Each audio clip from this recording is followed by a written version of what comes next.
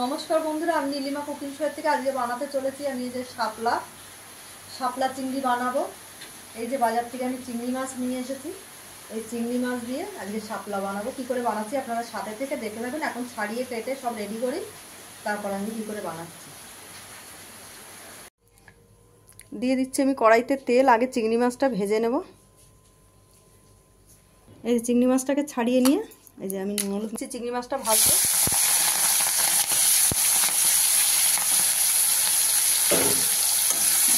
চিংড়ি মাছটা ভাজা হয়ে গেলে তারপর আমি শাপলাটা বসাবো। ভেজে নেওয়া এই চিংড়ি মাছটা ভাজা হয়ে গেছে। এবার চিংড়ি মাছটা আমি নামিয়ে দিচ্ছি।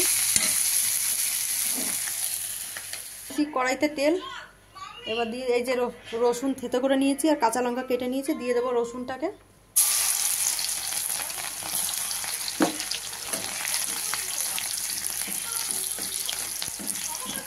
রসুনটা লাল লাল ভাজা হয়ে গেলে শাপলাটা দিয়ে দেবো। দিয়ে দিচ্ছি শাপলাগুলোকে।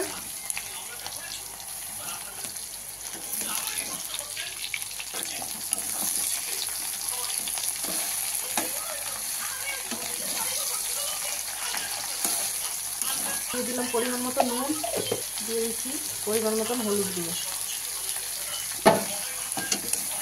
এবার এইভাবে আস্তে আস্তে ভেজে নেব।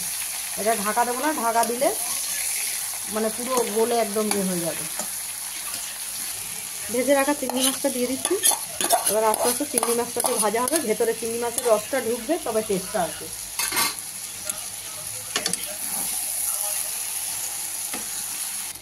দেখুন বন্ধুরা, আমার শাপলা চিংড়ি হয়ে গেছে। এবার আমি গ্যাস বন্ধ করে দিয়ে নামিয়ে দিচ্ছি। দেখুন বন্ধুরা, আপনাদের ভালো লাগলে আপনারা এইভাবে বাড়িতে বানিয়ে ট্রাই করে খেয়ে দেখতে পারেন কেমন লাগে।